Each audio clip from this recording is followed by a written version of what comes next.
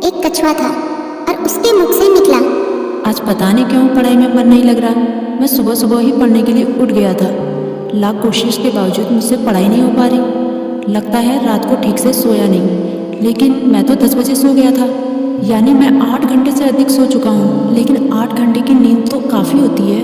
मुझे थोड़ी देर कुछ काम करना चाहिए, फिर पढ़ने बैठूंगा, तब मन भी बहल जाएगा। टर्बो घर में ही टहलने लगा, लेकिन जल्दी ही बोर हो गया। अब उसे समझ में नहीं आ रहा था कि वो क्या करे। तभी टर्बो बोला, क्यों ना थोड़ी देर टीवी देख लूं। वो कार्टून और फिल्म देखने लगा, लेकिन उसे पढ़ाई की भी चिंता हो रही थी। उसने कुछ ही देर बाद टीवी भी बंद कर दिया। उसने फिर से अपनी किताब खोली। टर्बो का काफी सारा होमवर्क बाकी बचा था, लेकिन पढ़ाई में मन न लगने के कारण परेशान था। ऐसे तो काम नहीं चलेगा, क्यों ना मैं अपने किसी दोस्त की मदद लूं। इस तरह उसके मन में लिली नाम की गिलहरी, किट्टी नाम की बिल्ली, मीकू नाम का खरगोश जैसे दोस्तों के नाम आए। मैं मीकू के पास जाता हूँ, वो काफ़ी बुद्धिमान भी है, वो मेरी जरूर मदद करेगा। ये सोचते हुए टर्बो अपनी किताब और कॉपी के साथ मीकू के पास मिलने निकल गया।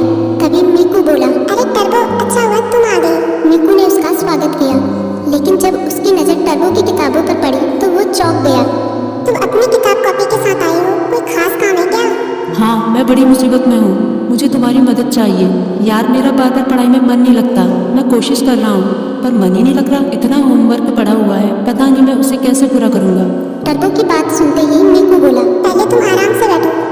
मम्मी ने आलू के पराठे बनाए हैं, उन्हें खाओ, फिर तुम्हारे होमवर्क के बारे में सोचते हैं। टर्बो ने अपने पेट पर हाथ फेरते हुए कहा, पराठे तो वाकई बहुत स्वादिष्ट थे।